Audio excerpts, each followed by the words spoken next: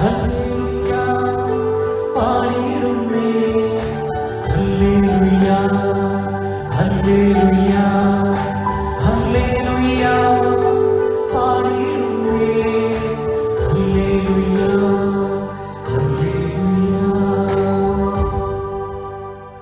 നമുക്ക് ശ്രദ്ധാപൂർവ്വം നിന്ന് പരിശുദ്ധ സുവിശേഷം ശ്രമിക്കാം.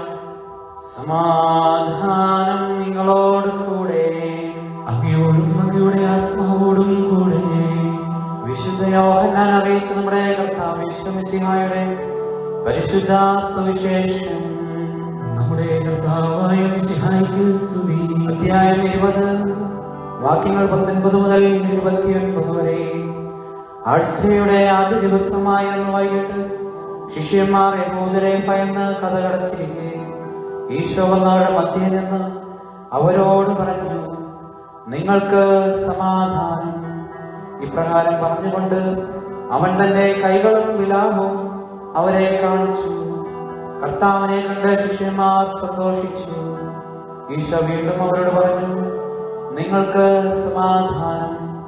പിതാവ് എന്നെ അയച്ചതുപോലെ ഞാനും നിങ്ങളെ അയക്കുന്നു. ഇത് പറഞ്ഞിട്ട് അവരുടെ മേൽ നിശ്വസിച്ചുകൊണ്ട് അവരോട് അരുളി ചെയ്തു, നിങ്ങൾ പരിശുദ്ധാത്മാവിനെ സ്വീകരിക്കുവിൻ. നിങ്ങൾ ആരുടെ പാപങ്ങൾ ക്ഷമിക്കുന്നുവോ അവ അവരോട് ക്ഷമിക്കപ്പെട്ടിരിക്കും. നിങ്ങൾ ആരുടെ പാപങ്ങൾ ബന്ധിക്കുന്നുവോ അവ ബന്ധിക്കപ്പെട്ടിരിക്കും. 12 പേരിൽ ഒരുവനും ദിദീമോസ് എന്ന് വിളിക്കപ്പെടുന്നവനുമായ തോമ ഈശോ വന്നപ്പോൾ അവരോടുകൂടെ ഉണ്ടായിരുന്നില്ല. അതുകൊണ്ട് മറ്റു ശിഷ്യന്മാർ അവനോട് പറഞ്ഞു, ഞങ്ങൾ കർത്താവിനെ കണ്ടു. എന്നാൽ അവൻ പറഞ്ഞു, അവന്റെ കൈകളിൽ ആണികളുടെ പഴുതുകൾ ഞാൻ കാണുകയും അവയിൽ എന്റെ വിരലിടുകയും അവന്റെ വിലാവിൽ എന്റെ കൈവയ്ക്കുകയും ചെയ്തല്ലാതെ ഞാൻ വിശ്വസിക്കുകയില്ല. 8 ദിവസങ്ങൾക്ക് ശേഷം വീണ്ടും അവന്റെ ശിഷ്യന്മാർ വീട്ടിലായിരുന്നപ്പോൾ തോമായും അവരോടുകൂടെ ഉണ്ടായിരുന്നു. വാതിലുകൾ അടച്ചിരുന്നു. ഈശോ വന്ന് അവരുടെ മധ്യേ നിന്നുകൊണ്ട് പറഞ്ഞു, നിങ്ങൾക്ക് സമാധാനം. അവൻ അവരോട് പറഞ്ഞു, നിന്റെ വിരൽ ഇവിടെ കൊണ്ടുവരിക, എന്റെ കൈകൾ കാണുക.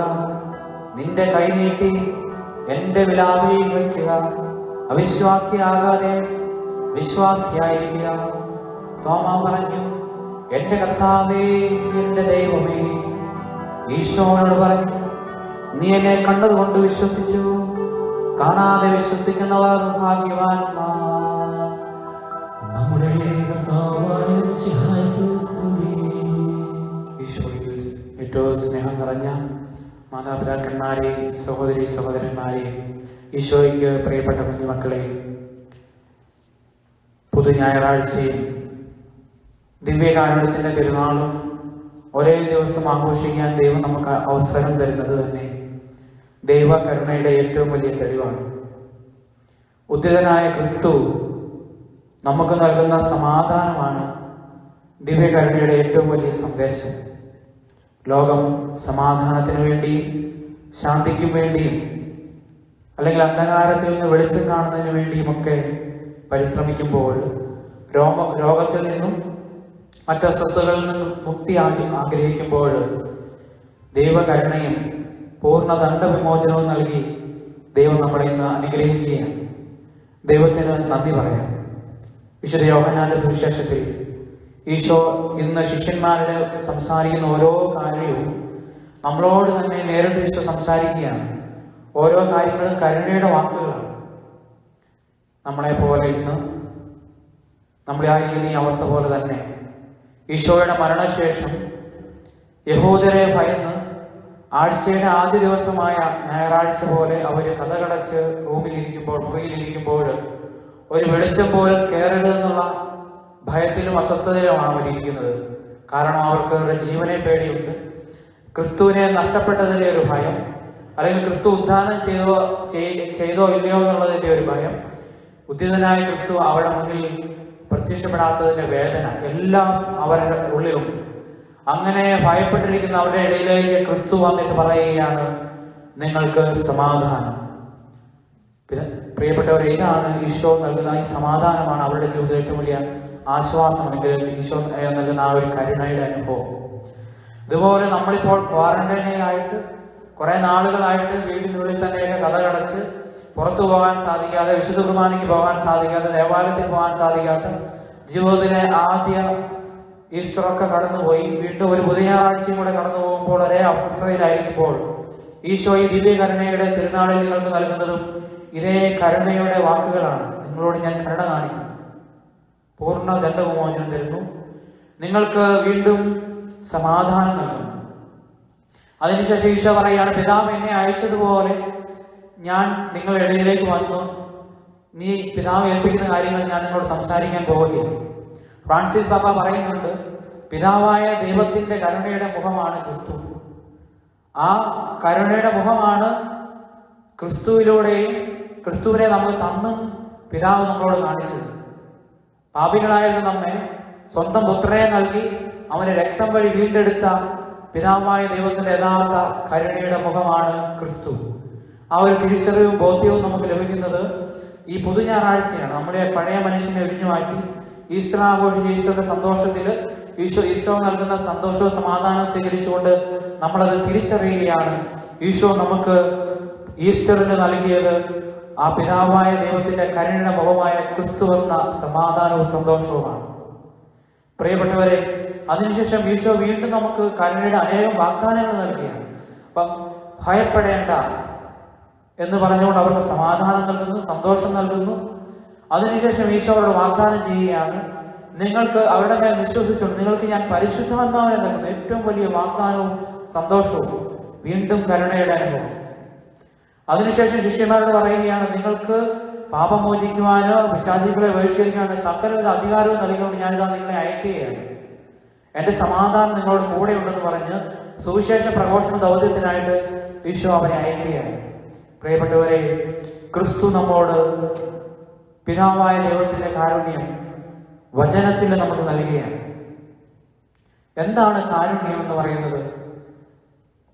അതിനുശേഷം സ്ലേഹന്മാരുടെ കൂടെ ആയിരുന്നപ്പോൾ തോമ ഇല്ല, തോമ വാശി പിടിക്കുന്നു. നമുക്ക് പ്രിയപ്പെട്ട തോമ ഈശോയുടെ മുമ്പിൽ വാശി പിടിക്കുമ്പോൾ ഈശോ വന്ന് വീണ്ടും തോമയുടെ കരുണ കാണിച്ചുകൊണ്ട് അവന്റെ വിലാപവും പാർശ്വമൊക്കെ കാണിച്ചുകൊണ്ട് ഇതാ ഞാൻ ഉദ്ധിതനായ ക്രിസ്തു എന്ന് പറഞ്ഞുകൊണ്ട് തന്നെ വെളിപ്പെടുത്തി അവർക്ക് സമാധാനവും സന്തോഷവും കൊടുക്കുമ്പോൾ അവർക്ക് ലഭിക്കുന്ന ഒരു ആശ്വാസമുണ്ടല്ലോ, അതാണ് അവർ കരുണ സ്വീകരിച്ചതിന്റെ ഒരു വലിയ തെളിവ്. വീണ്ടും അവർക്ക് തോമായ്ക്ക് മാത്രമായിട്ടുള്ള ക്രിസ്തു അനുഭവം. അപ്പോൾ അവൻ സ്വീകരിച്ച ആ ധൈര്യത്തില്, ഈശോ നൽകിയ സമാധാനത്തിൽ തോമ പറയുകയാണ്, ഹൃദയത്തിൽ നിന്നും വരുന്ന കരുണയുടെ വാക്കുകൾ വീണ്ടും എന്റെ കർത്താവേ, എന്റെ ദൈവമേ എന്ന് പറഞ്ഞുകൊണ്ട്. അതാണ് പുതുഞായരുടെ പ്രത്യേകത എന്ന് പറയുന്നത്. യേശു കർത്താവും ദൈവവുമാണെന്നുള്ള തോമാസ് ശ്ലീഹായുടെ പ്രഘോഷണവും പ്രഖ്യാപനവും ലോകത്തിനു മുമ്പിൽ അവനെ വെളിപ്പെടുത്തുന്നതിന്റെ, അവൻ ആരാണെന്ന് വെളിപ്പെടുത്തുന്നതിന്റെ ആ ഒരു കരുണയുടെ അനുഭവം. അങ്ങനെ വചനത്തിലുടനീളം കരുണ ഈശോ നൽകുന്ന ഒരു, എന്തുകൊണ്ടും കരുണയുടെ തിരുനാൾ ആഘോഷിക്കാൻ പറ്റിയ ഒരു ദിവസമാണ് പുതുഞായറും തെളിയുക. പ്രിയപ്പെട്ടവരെ, ലോകമെമ്പാടും ഈ കരുണയുടെ തിരുനാൾ ആഘോഷിക്കുമ്പോൾ, പുതുഞായർ ആഘോഷിക്കുമ്പോൾ, ഫ്രാൻസിസ് പാപ്പ ഇന്ന് വിശുദ്ധ ഫൗസ്റ്റീനയുടെ തിരുശേഷിപ്പും വിശുദ്ധ ജോൺ പോളിന്റെ തിരുശേഷിപ്പുള്ള ദേവാലയത്തിൽ വിശുദ്ധ ബലി അർപ്പിച്ചുകൊണ്ട് ലോകത്തിന് മുഴുവൻ കരുണയ്ക്കായി മധ്യസ്ഥം വഹിച്ച് പ്രാർത്ഥിക്കുമ്പോഴൊക്കെ നമ്മൾക്ക് ആ വലിയ സ്നേഹവും കരുണയും ലഭിക്കുകയാണ്. പിതാവ് നമുക്ക് അർഹതയില്ലാത്ത ഒന്നിനെ നൽകി. നമ്മൾ അർഹതയില്ലാത്തവരായിട്ടും അർഹതപ്പെടാത്ത ഒന്നിനെ നൽകി. ഇനി എന്താണ് കരുണയെന്ന് നമുക്ക് ചിന്തിക്കാം. ജസ്റ്റിസ് ആൻഡ് മേഴ്സി, ഇത് തമ്മിൽ നല്ല ഡിഫറൻസ് ഉണ്ട്. എന്താണ് ജസ്റ്റിസ്? ഈ ബൈബിളിൽ വചനം എന്ന് പറയുമ്പോൾ, ഈ വചനത്തിലൂടെ സംസാരിക്കുന്ന, ഈശോ നൽകുന്ന ആ രോഗസൗഖ്യങ്ങൾ, ഈശോയുടെ പബ്ലിക് മിനിസ്ട്രി എല്ലാം ഈശോയുടെ കരുണയാണ് വെളിപ്പെടുത്തുന്നത്. നിത്യജീവൻ പ്രാപിക്കാൻ ഞാൻ എന്ത് ചെയ്യണമെന്ന് ചോദിക്കുന്നവനോട് നല്ല സമറായ രൂപം പറഞ്ഞുകൊണ്ട് അവസാനം പറയുകയാണ്, അവനോട് കരുണ കാണിച്ച ആ വ്യക്തി, അവനാണ് യഥാർത്ഥത്തിൽ സ്വർഗരാജ്യത്തിന് അവകാശിയാവുക. അതുകൊണ്ട് നീയും പോയി അതുപോലെ ചെയ്യുക, മറ്റുള്ളവരോട് കരുണ കാണിക്കുക എന്ന് പറയുന്ന ക്രിസ്തുവിനെ നാം കാണുന്നുണ്ട്. പിതാവിന്റെ ഹിതമനുസരിച്ച് ഭൂമിയിലേക്ക് വന്ന് വചനം പ്രസംഗിച്ച് നമുക്ക് വേണ്ടി പീഡ സഹിച്ചുകൊണ്ട് സ്നേഹിതന് വേണ്ടി ജീവൻ ബലികഴിക്കുന്നതിനേക്കാൾ വലിയ സ്നേഹമല്ലെന്ന് പറഞ്ഞുകൊണ്ട് നമുക്ക് വേണ്ടി തന്റെ രക്തവും ശരീരവും നൽകിക്കൊണ്ട് അവൻ കുരിശിൽ ബലിയാവുകയും വീണ്ടും ദിവ്യകാരുണ്യമാവുകയും നമ്മോടൊപ്പം വസിക്കുകയും ചെയ്യുന്ന ക്രിസ്തു, അവനാണ് യഥാർത്ഥത്തിൽ കരുണയുടെ മാതൃക നമുക്ക് കാണിച്ചു തരുന്നത്. ഇന്ന് പ്രിയപ്പെട്ടവരെ, സ്വർഗത്തില് പെരുന്നാൾ. വിശുദ്ധ പൗലോസിനോട് ഈശോ പറഞ്ഞതുപോലെ ഒരു പാപി മാനസാന്തരപ്പെട്ട് സ്വർഗത്തിലേക്ക് വരുമ്പോൾ സ്വർഗം ഏറ്റവും കൂടുതൽ സന്തോഷിക്കും. അങ്ങനെയെങ്കിൽ ഇന്ന് സ്വർഗത്തിൽ കരുണയുടെ പെരുന്നാളാണ്. അനുദപിച്ച് വിശ്വസിക്കുന്ന, അനുദപിച്ച് ആ പൂർണ്ണ ദണ്ഡമോചനം നേടുവാൻ ആഗ്രഹിക്കുന്ന ഓരോ പാപിയും സ്വർഗത്തിലേക്ക് ചെല്ലുമ്പോൾ പിതാവായ ദൈവം സന്തോഷിക്കുകയാണ്. ഇന്ന് സ്വർഗത്തിലെ ഈ ഒരു തിരുനാളിന്റെ പ്രസിദ്ധി എന്ന് പറയുന്നത് പിതാവായ ദൈവം തന്നെയാണ്. പിതാവായ ദൈവം പ്രസിദ്ധിയായിട്ട് നടത്തുന്ന ഏറ്റവും വലിയ തിരുനാളാണ് ദിവ്യ കരുണയുടെ തിരുനാൾ. ആ ഒരു തിരുനാളിൽ ചേരുവാൻ ഭാഗ്യം ലഭിച്ചവരാണ് നാം ഓരോരുത്തരും. ആ കരുണയുടെ തിരുനാൾ ആഘോഷിക്കുമ്പോൾ പിതാവായ ദൈവം ഏറ്റവും കൂടുതൽ സന്തോഷിക്കുകയാണ്. പൂർണ്ണ ദണ്ഡമോചന വഴി ആയിരക്കണക്കിന് ആത്മാക്കൾ സ്വർഗത്തിലേക്ക് ചെല്ലുമ്പോഴുള്ള ആ സ്വർഗത്തിലെ സന്തോഷം, ആ സ്വർഗ സന്തോഷത്തോടൊക്കെ ഭൂമിയിലെ ദൈവമക്കളായി നാം ചേരുകയാണ്. ദൈവത്തിന്റെ കരുണ എന്ന് പറയുന്നത് അർഹതപ്പെടാത്തവർക്ക് അർഹിക്കാത്തത് നൽകുന്നതിനെയാണ് കാരുണ്യം എന്ന് പറയുന്നത്. ജസ്റ്റിസ് എന്ന് പറയുന്നത് giving what is due to others, മറ്റുള്ളവർക്ക് അർഹതപ്പെട്ടതിനെ നൽകുകയാണ് പറയുന്നത്.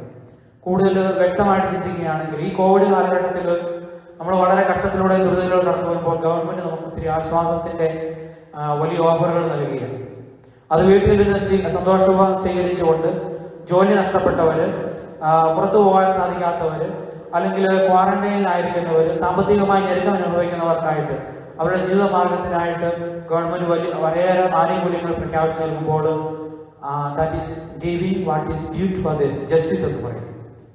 അപ്പോൾ ഒത്തിരി പേര് വളരെ സന്തോഷത്തോടുകൂടി ഭവനങ്ങൾ എഴുതുകൊണ്ട് പറഞ്ഞു, ട്രൂഡോ ഈ ഭവനത്തിന്റെ ഐശ്വര്യം എന്നൊക്കെ പറഞ്ഞുകൊണ്ട് ആ ഒരു ജസ്റ്റിസിനെ സ്വീകരിച്ചുകൊണ്ട് എഴുതി വെക്കുന്ന ആൾക്കാരെയൊക്കെ കണ്ടു. ഒരു തമാശയാണെങ്കിൽ അതൊരു ജസ്റ്റിസാണ്. മറ്റുള്ളവർക്ക് അർഹതപ്പെട്ടതിനെ നൽകുന്നത്. നമ്മൾ ഒരു പൗരന് അർഹതപ്പെട്ടതിനെ ഗവൺമെന്റ് നൽകുന്നു, അല്ലെങ്കിൽ ഒരു നീതി നടപ്പാക്കുന്നു. ഇനി കരുണ എന്ന് പറയുന്നത് അർഹിക്കാത്തത് നൽകുന്നതിനെയാണ് കാരുണ്യം എന്ന് പറയുന്നത്. പിതാവായ ദൈവം നമ്മൾ പാപികളായതിനെ നമ്മൾ അർഹിക്കാത്ത കരുണ പുത്രനായ ക്രിസ്തു വഴി അവൻ പരിഹാര ബലിയാകുന്നത് വഴി, വിശുദ്ധ കുർബാനയാകുന്നത് വഴി നമുക്ക് നൽകുന്നു. അതിനെയാണ് കാരുണ്യം എന്ന് പറയുന്നത്. അത് മറ്റുള്ളവര് അർഹിക്കാത്ത ഒന്നിനെ മനുഷ്യൻ കൊടുക്കുമ്പോൾ, ഒരുവനോട് അവൻ അർഹതയില്ലാത്തതിനും അവനോട് ക്ഷമിക്കുമ്പോൾ, ഒരുവൻ നമ്മളോട് തെറ്റാണ് ചെയ്യുന്നതോടെ നമ്മൾ ഉപദ്രവിക്കുകയാണെന്ന് മനസ്സിലാക്കുമ്പോൾ, അവനെ നമ്മെ മോശക്കാരനാക്കുകയാണെന്ന് നമ്മൾ മനസ്സിലാക്കുമ്പോഴും അവനോട് കരുണ കാണിക്കുന്നതിന് കാരുണ്യം എന്ന് പറയും. ആ വലിയ കരുണയുടെ തിരുനാളാണ് പ്രിയപ്പെട്ടവരെ. മറ്റുള്ളവരോട് ക്ഷമിക്കാനുള്ള അവസരം കൂടിയാണ് ഈ ദിവ്യ കരുണയുടെ തിരുനാൾ എന്ന് പറയുന്നത്. അങ്ങനെ ഈ കരുണ പുത്രൻ നമുക്ക് എങ്ങനെ നൽകിയോ അതുപോലെ തന്നെ നമ്മളോട് മറ്റുള്ളവരോട് കരുണ കാണിക്കുന്നില്ലെങ്കിൽ നമുക്ക് ഈ കരുണയുടെ തിരുനാളിൽ ശരിക്കും ആ ഒരു പൂർണ്ണ ദണ്ഡമോചനം സ്വീകരിക്കാൻ സാധിക്കത്തില്ല. ഞങ്ങളുടെ പിതാവേ, നീ ഞങ്ങളോട് ക്ഷമിക്കുന്നത് പോലെ ഞങ്ങൾ മറ്റുള്ളവരോട് ക്ഷമിക്കുന്നു എന്ന് പ്രാർത്ഥന ആത്മാർത്ഥമായിട്ട് ചൊല്ലി പ്രാർത്ഥിക്കാൻ സാധിക്കുന്നില്ലെങ്കിൽ, ഹൃദയപൂർവ്വം സഹോദരനെ ക്ഷമിക്കാൻ സാധിക്കുന്നില്ലെങ്കിൽ ഈ കരുണ നമുക്ക് അർഹതപ്പെട്ടത് സ്വീകരിക്കാൻ സാധിക്കത്തില്ല. അത് പിതാവായ ദൈവത്തിൽ നിന്നും ആ കരുണ നമുക്ക് സ്വീകരിക്കാൻ സാധിക്കില്ല. പ്രിയപ്പെട്ടവരെ, ഈ കരുണയുടെ തിരുനാളിൽ ദൈവം നമ്മളെ കൈവിട്ടിട്ടില്ലെന്നും അവൻ നമ്മളോട് കാരുണ്യവും ദയയും സമാധാനവും നൽകുന്നുണ്ടെന്നുള്ള ഒരു ബോധ്യം സ്വീകരിച്ചാൽ ഇന്ന് സ്വർഗത്തിലെ പെരുന്നാളില്, പിതാവായ ദൈവം നടത്തുന്ന ആ കരുണയുടെ തിരുനാളില്, അവൻ പ്രസിദ്ധിയാകുന്ന തിരുനാളില് നമുക്ക് പങ്കുചേരാൻ സാധിക്കും. ഈ പുതു ഞായറാഴ്ച അടച്ചിട്ട മുറികളിൽ ഇരുന്നുകൊണ്ട്, ഭവനങ്ങളിൽ ഇരുന്നുകൊണ്ട് വേദനയോടെ കുംഭസാരമോ കുർബാനയോ സ്വീകരിക്കാൻ സാധിക്കാതെ ഞാൻ ദൈവത്തിന്റെ കരുണയ്ക്ക് അർഹനാണോ, ഞാൻ ചെയ്ത പാപങ്ങൾ ദൈവം എന്നോട് ക്ഷമിക്കുമോ എന്നുള്ള ഉള്ളിലൊരു വേദനയോടെ നീങ്ങിയിരിക്കുന്നെങ്കിൽ, പ്രിയപ്പെട്ട മകനെ മകളെ, ഇതാ ഈശോ നിന്റെ ഉള്ളിലേക്ക് അരൂപിയുടെ രൂപത്തിൽ, കഥകടച്ചിരുന്നവരുടെ ഉള്ളിലേക്ക് പ്രകാശത്തിന്റെ രൂപത്തിലോ അരൂപിയുടെ രൂപത്തിലോ ക്രിസ്തു വന്ന് അവർക്ക് സമാധാനം കൊടുത്തതുപോലെ ഇന്ന് നിന്റെ ഭവനത്തിൽ ഈ ദിവ്യകാരുണ്യ സമയത്ത് തന്നെ ഈശോ വരും. നീ ആഗ്രഹിക്കുന്നെങ്കിൽ, നീ മനസ്തപിക്കുന്നെങ്കിൽ, ആ ഈശോയുടെ കരുണയ്ക്ക് വേണ്ടി നീ പ്രാർത്ഥിച്ചൊരുങ്ങുന്നെങ്കിൽ കണ്ണുകൾ അടയ്ക്കാൻ, കരങ്ങൾ കൂപ്പാം. ഈശോയെ, അർഹിക്കാത്ത വിരുന്ന് നീ എനിക്ക് വേണ്ടി ഒരുക്കി. അർഹിക്കാത്തത് നൽകുന്നതിനെയാണ് കാരുണ്യമെന്ന് പറയുന്നെങ്കിൽ, അർഹിക്കാത്ത വിരുന്ന് വിശുദ്ധ കുർബാനയായി നീ എനിക്ക് വേണ്ടി കുരിശിൽ രക്തം ചിന്തി ഒരുക്കി. അതാണ് ദിവ്യകാരുണ്യം. അർഹിക്കുന്നതിനെ നൽകുന്നതിനെ ജസ്റ്റിസ് എന്നും അർഹിക്കപ്പെടാത്തത് നൽകുന്നതിനെ കാരുണ്യമെന്ന് പറയുമ്പോൾ വിശുദ്ധ കുർബാനയായ ഈശോ മാറിയത് കൊണ്ടാണ് അതിനെ ദിവ്യകാരുണ്യമെന്ന് പറയുന്നത്. ആ ദിവ്യകാരുണ്യമാണ് ഇന്ന് എൻ്റെ ഉള്ളിൽ അരൂപിയായിട്ട് ഈശോ വരുന്നുവെന്ന് അറിയുന്നത്. ആ ദിവ്യകാരുണ്യ സമയത്ത് ഞാൻ പ്രാർത്ഥിച്ചൊരുക്കുമ്പോൾ പൂർണ്ണ ദണ്ഡമോചനം നൽകി ഈശോ എന്നെ അനുഗ്രഹിക്കുന്ന ഉറച്ച ബോധ്യത്തോടുകൂടി പൂർണ്ണമായ അനുതാപത്തോടും പശ്ചാത്തലത്തോടും കൂടി നമുക്ക് തമ്പുരാനോട് പ്രാർത്ഥിക്കാം. ആഴത്തിൽ അനുവദിച്ചുകൊണ്ട് പൂർണ്ണ വിശ്വാസത്തോടെ തിരിച്ചു വന്നുകൊണ്ട് സഭയെ സ്നേഹിച്ചുകൊണ്ട് സഭയ്ക്കെതിരെ നിൽക്കുന്ന ശത്രുക്കൾക്ക് വേണ്ടി പ്രാർത്ഥിച്ചുകൊണ്ട് അവരെയും തന്റെ കരുണയിൽ ക്രിസ്തു ഈ വിശുദ്ധ ബലിയിൽ പിതാവായ ദൈവത്തോട് അടുപ്പിക്കാനുള്ള ബോധ്യത്തോടെ അവർക്ക് വേണ്ടി പ്രാർത്ഥിച്ചുകൊണ്ട് ഈ വിശുദ്ധ ബലി നമുക്ക് തുടരാം. പിതാവിന്റെയും പുത്രന്റെയും പരിശുദ്ധാത്മാവിന്റെയും നാമത്തിൽ.